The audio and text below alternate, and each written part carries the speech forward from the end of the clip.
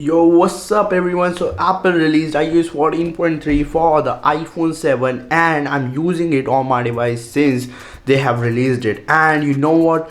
I am a bit surprised with the performance because the performance of this device have been awesome. Really, I'm not saying a wrong thing. All right, the performance is improved a lot, and I don't know about you guys because some of my subscribers commented on my last iPhone 7 video that they are not getting a peak performance. And because bro, it is just happening because your battery health is not at the level it should be. It is probably like less than 80%. If it is not, try doing a hard reset. If then also you are getting these issues, be sure to DM me anything, any queries on iPhone, any iPhone, and I may try and solve it. I will do my best, by the way. So talking about the build number, the build number is 18C66 as you can see here, and my storage is right now 3.98 gigabytes free. And before updating, I had around 4 gigabytes, so it took around 20-30 MBs from my device. So if you are low on storage, then I would say just try and make space as much as you can by deleting some random stuff that you may have, and try deleting apps and installing it. What it does is it just clears your cache, and sometimes even some apps have like 2-3 gigabytes of cache, only cache. I'm not talking about the documents and data, only cache.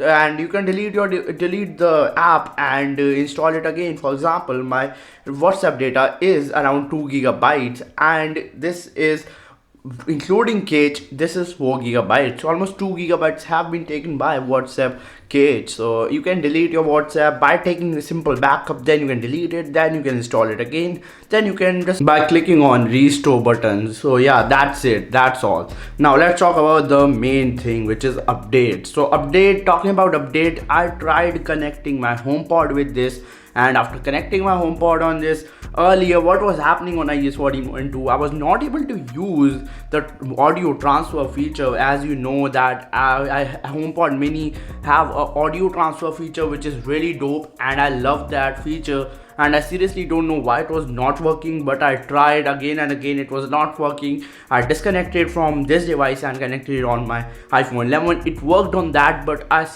still confused how this device was not able to run that transfer audio thing. I know Apple have stated that it requires iPhone 8 and above, but earlier it was working. So I'm really curious to see how it will perform. It is right now working on iOS 14.3, the audio transfer feature, but I'm seriously curious to see how it will be in future, because it was working on iOS 14.2, but it suddenly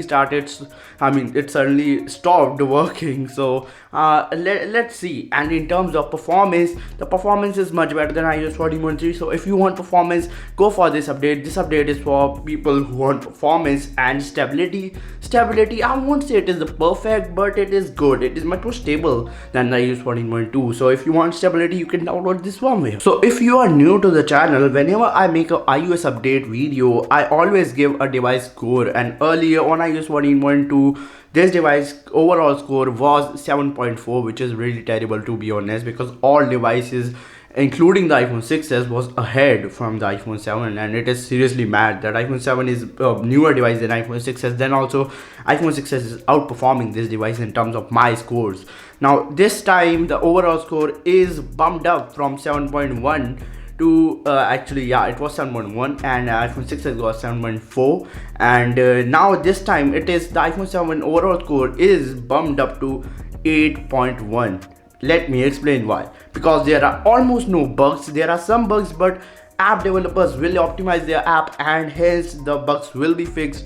As I just said, there was a sub widget bug in my last video, and it is fixed right now, as the sub widget app gave itself a update.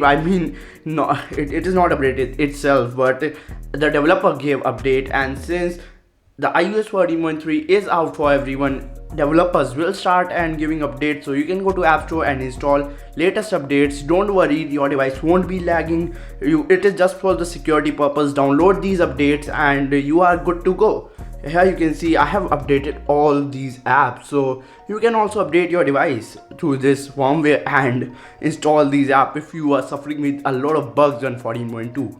So that's it for today's video. If this video was helpful for you all, be sure to give it a like and subscribe to this channel because I do these type of things almost daily and I don't want you guys to miss that. Peace out, and I'll meet you all in the very next episode.